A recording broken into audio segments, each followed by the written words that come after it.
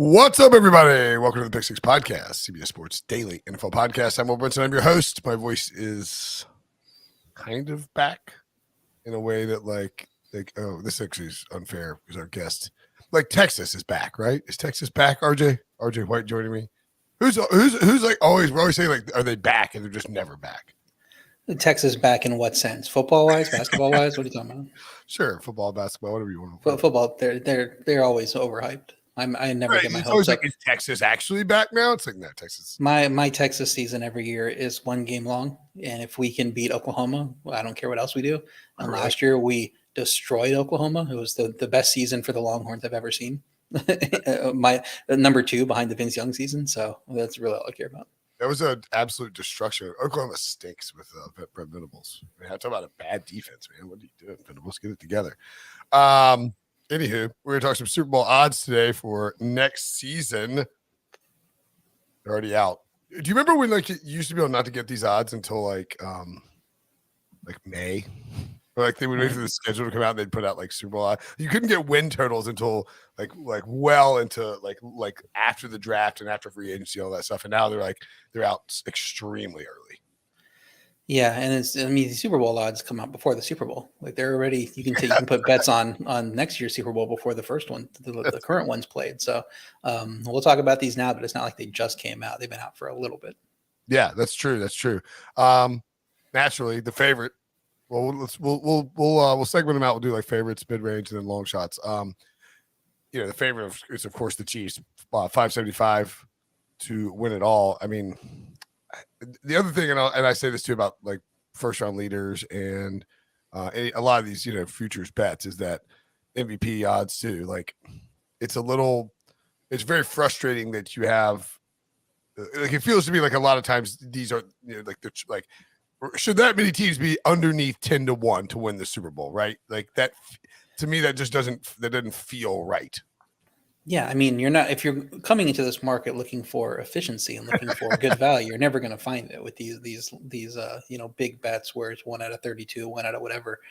So if that's your case and you want the mathematical, argument for making any of these picks, you're not going to get it here. But unless you had the Philadelphia Eagles at 38-1 last year around this time. Yeah, there's always going to be some solid mid-range teams. But how much did you win off of that Eagles play? Well, I had them to win nothing. I won nothing off of the Eagles play. Yeah. So there you go. Yeah, thank you. That's a bummer that was. Anyway, Chiefs plus 575. You see the 49ers 6.5 to 1. The Bills 7-1. Eagles 8-1. Bengals at 9-1. Those are all the teams under 10-1. We can go and talk on the Cowboys, I guess, at 16-1. They're the only team in that 10 to 20 range, which is actually maybe there's a little bit of value down here. Does anybody strike your fancy in the top half of the board that you would want to bet on? Yeah, I think the Chiefs might have value even as the favorite at plus 575. I mean, Mahomes was better this season than he was last season without Tyreek Hill. So, I mean, if he can do what he did this season with Juju and Marquez Valdes-Scantling and that group of receivers with unproven guys at running back, the Clyde Edwards-Helaire pick hasn't worked out, but they found Pacheco kind of off the scrap heap in the draft. If they can do all that, they're going to be contender. I don't care how tough that division is every year, how tough the conference is every year. Kind of 5 straight AFC championships. It's at some point you got to give them their due. And so this reminds me of one of those years I played the Patriots at 7-1, even though they were the favorites. It was but still they need to be lower than this. And they end up being there. I think winning it was one of their back-to-back years. It seems like that's a value to me. I don't like San Francisco at that price. Quarterback's a question mark. Key free agents on the offensive line and at defensive back. Losing D'Amico Ryans, who we think is one of the better defensive coordinators in the league. We'll see how that defense looks. I don't think Buffalo's a good value at 7-1. My team, they need offensive line upgrades. They need receiver depth. They need to retain key defensive free agents. They took a step back offensively after losing Brian Daboll. Do they just magically get that back? I don't really think so. They have questions to answer there. I think in the NFC, Philly's a better play at 800 than San Francisco, but also a ton of defensive free agents. Lost both coordinators. We'll see what the path looks like going forward. And I think really, if you don't want to play Kansas City, your best value is Cincinnati at 9-1. Offensive line's going to be better out the gate. They took some time to gel first half of this year, we knew that would be a problem. That happens with every offensive line, needing time to get together. And then as soon as they started to gel and look good, people get hurt. So if you can stay healthy, you can really find that continuity this year. They're going to be better. They also have a ton of cap space that they can upgrade at certain places on defense if they want to do it. They didn't lose Lou Anarumo, a candidate to be a head coach. That's a big deal, keeping him in place, and that defense is still going to be strong. So I think that's really the contender for Kansas City. And if you want the better value, I think that's where you go at 9-1. Yeah, the interesting thing about Cincinnati is, we talk about 5 straight AFC Championship games for the Chiefs, but I mean, take out Joe Burrow's rookie year where he tore his ACL, and he's been to 2 straight AFC Championship games, right? Like, I mean, the guy gets it done in the playoffs. And maybe you're right. I mean, should the Chiefs be like 3-1? Is that what you? I mean, 3-1 probably a little low, but 4-1 plus 450 probably makes a little sense. 575 just seems like a little bit too close to the rest of this pack. When I think they're clearly much better than San Francisco, much more opportunity to get there, and I think they've proven like Buffalo really isn't too much of a hindrance to them at this point. Yeah, they do have Orlando Brown and Andrew Wiley. They're left and right tackles who are free agents. Wiley, you would think they could probably re-sign fairly easily. And then Brown, I don't know if they'll franchise tag him a second time. Wouldn't be entirely shocking if they did. It seems like he doesn't want to get a deal done. Carlos Dunlap, also a free agent. Juju Smith-Schuster, a couple other guys. But Mecole Hardman, I mean, yeah, some free agents. But like Juan Thornhill is a free agent too. Wow. Really, what are we saying? Like, okay, if they replace their tackles, sure, they still have Patrick Mahomes, and he'll figure out a way to win. Right. They still have Patrick Mahomes, Travis Kelce, and Andy Reid, and that's like ultimately, and Frank Clark and Chris Jones. So that's ultimately what matters. Okay, let's move down the board a bit. And I agree with you. I think I think the Chiefs would be probably the one team I'd bet on there. I don't trust the Cowboys. Bengals don't hate, but yeah, I mean, like Chiefs at 6-1, I prefer, with the Bills at 7-1, and then as you said with the 49ers, no, thank you, with their quarterback situation being completely unresolved, they should be really like 20-1 in my book. But everybody hammer that. Speaking of teams that are 20-1, we'll scroll down and start with the Los Angeles Chargers 22-1, the Jaguars 28-1. What kind of world are we living in here? The Jets are 30-1. What the hell's happening? I guess that is an Aaron Rodgers factor. We'll get to that in a second. Lions and Ravens 30-1, and Dolphins and Packers and Rams at 35-1. So those are kind of the mid-range ones. Scroll on just a little bit more, Billy, if you can't just, there we go. Perfect. Right there. That's great. Yep. Up a little bit. Sorry. Not that it matters for the people watching on YouTube that much. At any rate, what do you think, RJ, in this 20 to 40 range, kind of mid-tier contenders? There's a lot of I think the Ravens, again, to me, stand out as value 30-1 if Lamar, depending on what happens with Lamar. But generally speaking, there's a lot of teams where it's like it's hard to imagine the Jets hoisting the Lombardi Trophy next year. Same with the Lions. Yeah, I don't know. I kind of like the Jets. I think they're a quarterback away, and that was obvious this time. I mean, they look like a pretty good team with Mike White. Mike White isn't the answer for if Mike White is your answer, you're asking the wrong questions. So, I mean, even if it's not Aaron Rodgers, what if they get Derek Carr and he can shake off his outdoors, thing in January? I mean, you put a veteran, solid quarterback. You put Jimmy Garoppolo. You put Jimmy Garoppolo. You put just a veteran, like a good quarterback, solid quarterback. It's not a question mark. With the rest of that team, I mean, they nailed their draft class. They're coming out of having a great draft class, not just the 2 rookies of the year, but it goes beyond that with Breece Hall and some other guys there.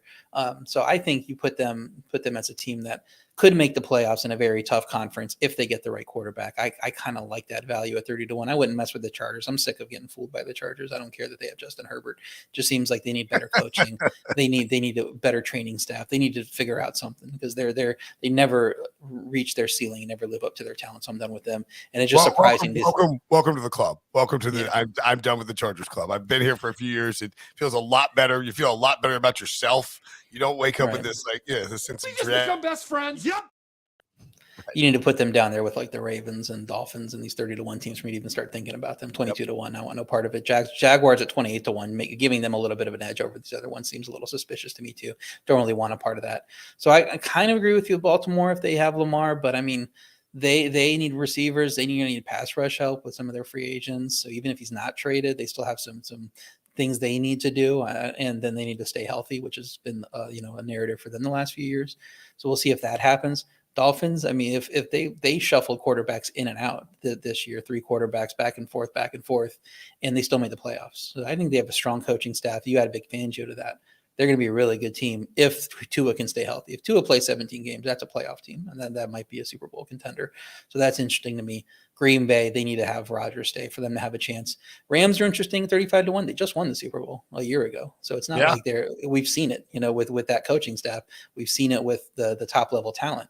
Now a year happens at all, everybody gets healthy, everybody gets injured, and we forget about them. So if they get healthy this year at 35-1, they could be a good value to go up and win that division over San Francisco if they take a step back. But the Stars got to stay healthy because they just aren't able to build depth with what they do in the draft, trading all their picks every year. Yeah, I would say to me the standout to me, this whole block of teams is really more about like kind of the offseason storylines and the hype coming out last year, like the Jaguars and Lions. We got really excited about them at the end of the year. Trevor Lawrence playing well, the Lions putting together a strong run to try and make the playoffs and very nearly got there. I think the Ravens and the Rams are the teams I would look at here just for the, like you said, the Rams did just win the Super Bowl, and the Ravens have been like they've gone, they've been an elite team before, and if they didn't deal with a bunch of injuries this year, they could have been pretty darn good as well. Lamar clearly, an offseason storyline, Tua an offseason storyline, and then with the Jets and the Packers, is like if Rodgers is on the Packers, what does that number move to?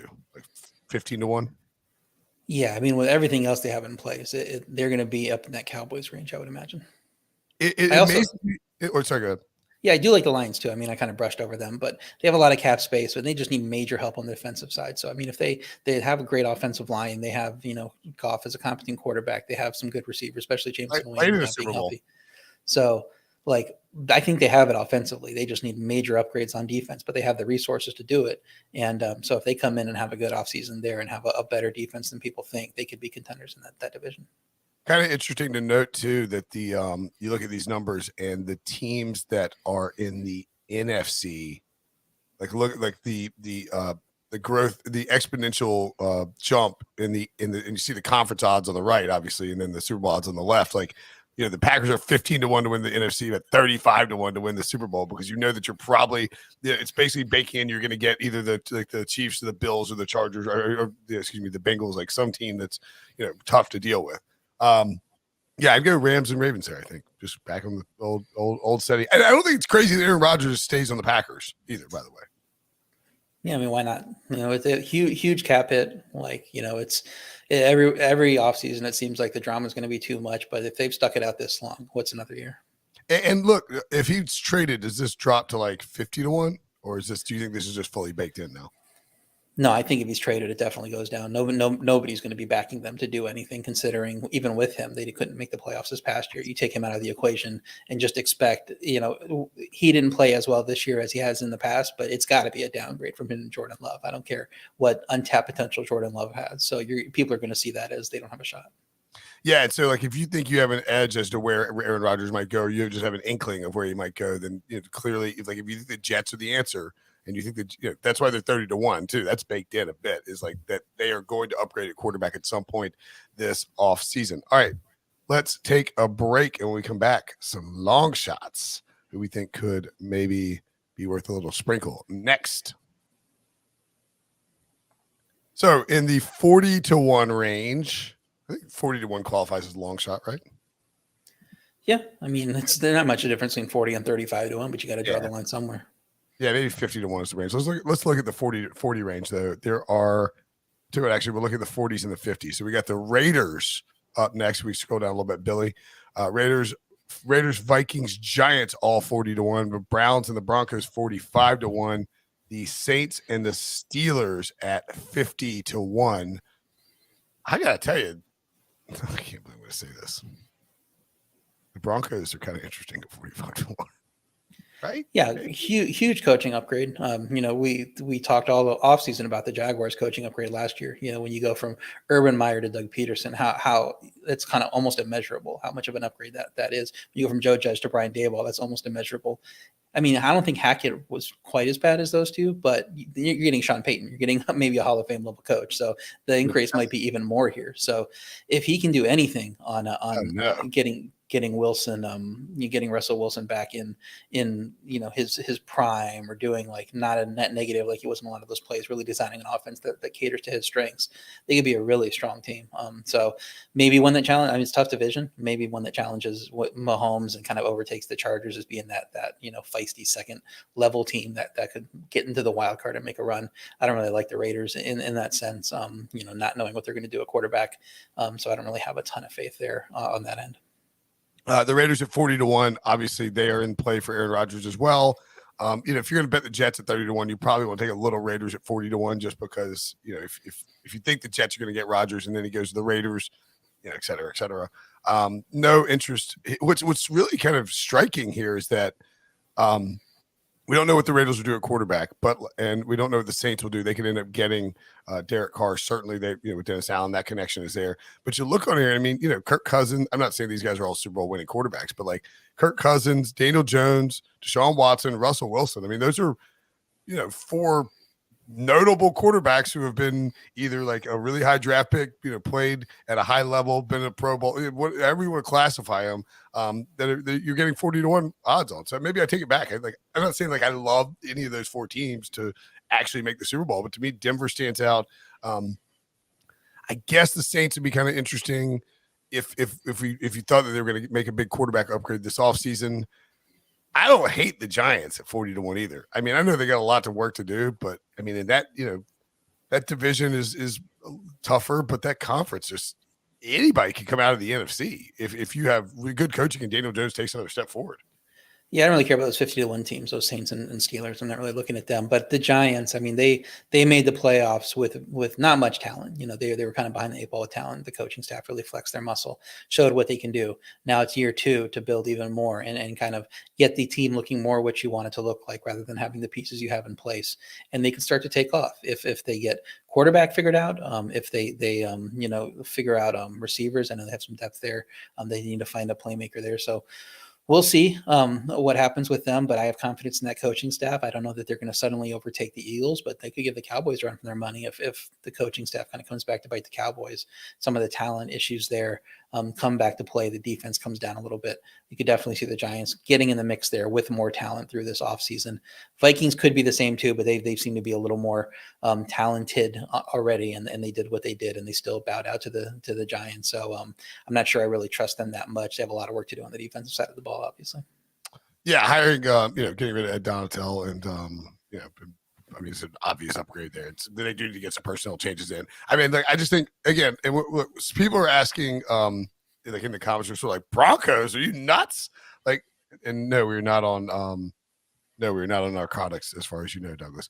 But the point being here is not that we think the Broncos are going to win the Super Bowl, simply that the Broncos are at 45-1 with Sean Payton, a Super Bowl winning coach who has been to the playoffs plenty of times and could easily get the Broncos back to the playoffs, is not that crazy a look. If he unlocks Russell Wilson and gets Russ to be what Russ has been in the past, then the Broncos should be closer to 20-1. So you're basically gambling on Sean Payton's belief that he can fix Russell Wilson at 45-1. I don't think it's a bad look at all. All right, now some legitimate long shots. Jim, you don't want anything to do with the Browns, right? They're kind of interesting. I mean, you have the full season of Deshaun Watson, but he didn't look great when he came back anyway. And it's not like he didn't have the offseason to prepare. He didn't have to be away from the team the whole time. It was really more of a thing of a preseason thing. But he's done that system. He got to experience that system, and he did not look good when he came back in. Maybe the rest is shaken off, and maybe him being there will improve their chances. But I think it's still a little bit more of a stretch there, especially knowing that the Bengals are going to be tough to beat in that division. Yeah, the Browns might be a little interesting to look if they're going to be 45-1 and 22-1 to win the Super Bowl and the conference respectively. They might be a little interesting to look at for the division whenever that comes out, because I think that would imply like somewhere in the range of like 5-1, 7-1 for the division, maybe. Mm-hmm. The Bengals are, yeah. So I mean, again, not saying we like him, just a longer shot. You've got a guy who, do we like him as a person? Don't have to, but we do. Sean Watson is an elite football talent. He's been talented in the past, but he didn't look that way when he came back. We'll see if he can rediscover that a little bit. They also have some free agents, I think, on the defensive side of the ball. They have to figure out. I don't know that they have the upside with their coaching staff that some of these other teams do to really reach their ceiling, but still a lot to prove there. It really does feel like they're in a strong conference of the AFC. They're one of those outside looking in type of teams. All right, let's and yeah, no interest in the Seahawks or the Steelers. Let's look at the oh my Lord of mercy. Let's go down and check out some of the longer shots in the 60-1 range. Bill Belichick and the New England Patriots 60-1 to win the Super Bowl. Apparently, Caesars does not believe that Tom Brady is coming back to New England and unretiring. Obviously, he's not with Tampa anymore either. They are there at 60-1 as well. The Panthers at 60-1, Titans, Falcons, Washington, whatever they are, at 75-1, and then the Bears and the Bears at 100, the Colts at 150, the Cardinals at 150, and then the Texans at 200. We don't need to scroll down to look at them because I don't think we're not messing around with any of those bottom long shots, right? No, I don't really see that much potential there. I will say if Chicago decides to keep Fields and not draft a quarterback, they're a little bit ahead of the game at quarterback with a guy that looks like he could be a pretty good talent. If they can, unlock what they need there, just need to build around him. Really, it was really just him trying to win games by himself on that offense and then not much on defense. But they do have the number one pick. So if you bring in, absolute game changer at the number one pick, and then throughout the draft, when you're picking early in each round, you're able to do that over and over again. You can really build something in a hurry. And if you get some free agents that want to play with a quarterback as talented as that, you find some guys to come in and build a winner. Could be a little bit wide open of a division, especially if Rodgers is gone and the Vikings regress. So I don't want to rule them out too much. It feels like a little bit too much of a stretch. I don't know that they have quite the pieces in place like Cincy did when they turned everything around in 1 year. But I'm not going to rule it out. I think I would take a little offense to ruling out the Seahawks so quickly. I mean, they punched above their weight. They made the playoffs. Yeah. They have a top 5 pick. Who knows what they look like in this? I wouldn't completely rule them out. Patriots, huge upgrade on offensive coaching staff to go to Bill O'Brien now at offensive coordinator. Really feels like he's going to get the best out of Mac Jones, and they're going to have a lot better chance this year than they did last year. They just need to figure out also what to do at receiver because I think they have some free agents at receiver, and it's not like they were any good in the first place with some difference makers there. So they are at least a little bit interesting, but it is a tough conference and a tough division there. So I think that's one place I would look. Don't really want anything to do with the Bucs, obviously, with Brady gone. Panthers could be interesting. It seems like somebody's going to be a value in the NFC South, whether it's the Panthers, what they do this offseason. They brought in a whole new coaching staff, so maybe that makes a difference there. So they might be a good option. We'll see if Atlanta upgrades at quarterback.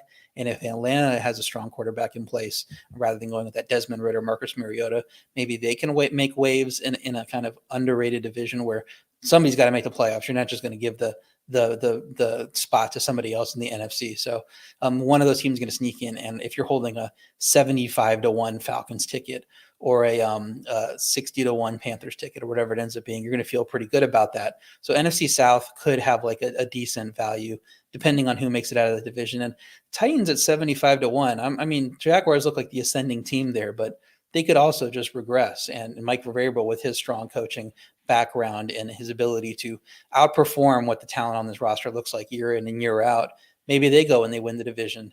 And then at 75-1, you're loving having a Titans ticket because they've been the number one seed in the past. They've beaten some of these good teams in the past. So if they figure out, a few places on the roster, I'm not ruling them out at 75-1. I give them a much better chance than a team like Washington or Atlanta at this point. Yeah. Sorry, my Chrome crashed as it seems to do freaking every day. I agree with you. Like the Patriots. I mean, I think you were saying about the Patriots as I magically disappeared, but like 60-1 for Belichick, and if that offense takes a step forward, just any step whatsoever with not Matt Patricia and Joe Judge. I mean, which is entirely possible. Panthers, man, I don't hate the Panthers. Is that weird that I don't hate the Panthers here? I think the Panthers are. I mean, you just look at who else is in this division, right? I mean, you have the Saints up a little bit, up a ways a bit with the expectation that they're probably going to get Derek Carr, I think. But then Carolina can end up getting a quarterback this offseason via the draft. Frank Reich is a massive, massive upgrade at head coach over Matt Rule. And I agree with you that the Titans, I think that the NFC North and the AFC South are two divisions where we're sort of just like blindly giving – like maybe giving the Jaguars and the Lions just like a little too much credit, just like they're just gonna win the division because they're taking that step because they played well at the end of this year. And that's hard to do in the NFL. Now, I mean, don't get me wrong, like I think they are building in the right way, but at the same time, like Tennessee just finds ways to win every single year. If they get a quarterback 75-1 is that is a big number for a team in a Mike Vrabel team that has been consistently good almost every year he's coached them. They were the number 1 seed last year, and they lost AJ Brown, obviously big loss there. Replaced him in the draft with Treylon Burks, not as good as AJ Brown, but who knows what he's looked like in year 2.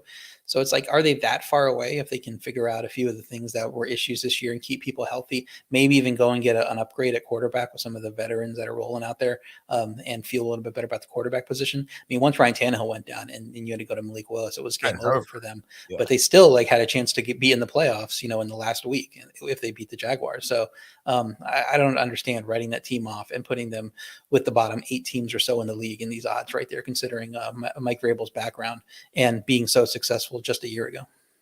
Yeah, and I mean it is weird again. Like just to look at it, like the Saints are 30-1, and then you have Bucks, Panthers, and Falcons right there. Like that is giving like either Derek Carr or whatever upgraded quarterback they think they're going to get way too much credit. And the same thing with the Jaguars. Like the Jaguars are 28-1 or 30-1, and then you have the Titans, the Colts, and the Texans all 75-1 or lower. The implication is that the Jaguars are just going to run away with that division. Which, look, it was great that they won it this year.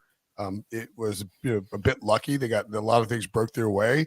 The division looks like it could be really bad, but I mean, whatever odds that's implying for these division odds, and it's the blank column that's not up yet. But I mean, man, I'll tell you what, you give me like the Titans at 5-1 to win the division, or whatever this is implying, like 4-1 to win that division, I will take that all day. Yeah, they're going to be a pretty good value, I think, to win the division, and that's not taking anything away from the Jaguars. We like the Jaguars coming into this season. All of what we said last season still applies. None of that goes away, but it's a big difference of liking them to make the playoffs at 7.5-1 or 9-1 or whatever it was last year, and now being the favorites in that division, going to probably be minus odds to win the division. At that point, you start looking for value picks because they didn't necessarily establish themselves as a team that's going to take the next step after this year and go to 12-5 or 13-4 necessarily. It could be a wide open division where a team that's had past success like the Titans shows back up. Yeah, where they just go and win 10 games and go 10-7 and you come away with a division title. I agree completely. If you were speculating anywhere on the board, doesn't matter, it can be as high as I'm trying to think what team up the top would have it, but like if you're speculating on a quarterback trade and you wanted to bet on a team based on like a future quarterback trade, what team would you be looking at? The Jets. I think the Jets are a quarterback away. I think they're strong running game, strong receiving talent, pretty solid offensive line, and then defensively just very, very good. So I am well coached. So I just think even in a tougher conference, if you get a quarterback there, they might give the Bills a run for their money in the division. To be honest, they're just that strong and they're talented up and down the board on the roster. I wouldn't put them favored to make the Bills, but would not shock me if we get to December and they're like a game back and we're talking like, oh my God, can they finish this off?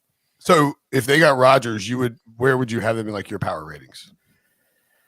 That's early, obviously, but I mean, you really only have 5 established teams right now, the top 5 in these Super Bowls. But so I think you got to put, I don't want to say 6, but you got to put them top 10. I think, it's with the rest of the team there. I would definitely have them. I mean, right now, if you look at the Super Bowl odds, they're 6, 7, 8, they're tied for 9th. I mean, if you told me right now the Jets are a top 10 team, a lot of people wouldn't believe you, but they're tied for the 9th highest Super Bowl odds right now. Some of that is the expectation you're going to get a quarterback. So it's not necessarily they're 30-1 now with Mike White or Zach Wilson or whatever. And then if they get Rodgers, it moves completely because some of that speculation is already built in. But I mean, I don't see why they're not as good as the Cowboys, Chargers, any of these teams that are above them right now. No, for sure. That speculation is at 30-1. It's built in a little bit, and it would move to like 15-1 if they got Rodgers. Probably move to like 25-1 if they got Carr or Jimmy G. Might be like 30-1 with those guys. I don't know. Depends. Like, I guess it depends on like which quarterback they got, obviously. But then like, are people peppering them once they get that quarterback? Yeah, probably Jimmy G. I think Jimmy G probably most likely option, assuming Rodgers doesn't go there. And they would settle behind the Cowboys, I think, to me, and probably be around that Chargers area of 22-1. All right. So if you like the Jets, if you already like the Jets roster, and a lot of people do, RJ's not alone on that island, but you are. I like this stance you're taking. The Jets at 35-1, a decent little look. As we mentioned, so all right, we'll get out of here on this. What's your favorite bet on the board in terms of Super Bowl odds? I'd say Bengals 9-1. I just think that offensive line is going to be better. They obviously have one of the best quarterbacks in the league. You start there. You start with the offensive weapons at receiver, very strong, starting with Jamar Chase. And defensively, they're going to lose some talent probably, but I trust their defensive coordinator to coach them up. They've kind of exceeded the talent levels of that team time and time again. Kind of trust the team in his hands, and they're going to be right there. And 3 wins out of the past 4 against the Chiefs, and the one that they lost was neck and neck and could have won either way. So I mean, they're not going to be scared of the Chiefs in January at all. Not a bad bet at all. You get 10-1, and the Bengals. They come out hot this year. Remember, in the last 2 years, they've come out a little slow because of Joe Burrow's injuries. With the burst appendix or the appendix surgery and then the ACL surgery the year before. So they come out hot, and certainly that number will shrink. I am going to do something I'm sure I won't regret later on this offseason and say the Broncos country, let's ride 45-1. I don't know. No, I mean, look, do I want to root for the Broncos? Not really. But I do love Sean Payton, and if he's willing to believe, if he believes he can fix Russell Wilson, and I have to believe he believes that because he took the job. If he believes that, then I'm willing to believe it a little bit at least. So, yeah, that's a big piece in place. So to not be worried about the coach, to know that rather than going into this past year when there's a lot of buzz around the Broncos, but I was like, look at this coaching staff, not just Hackett, but it was like first time offensive coordinator, first time defensive coordinators, just what was going to be the experience in that building for who knows how to build a winner.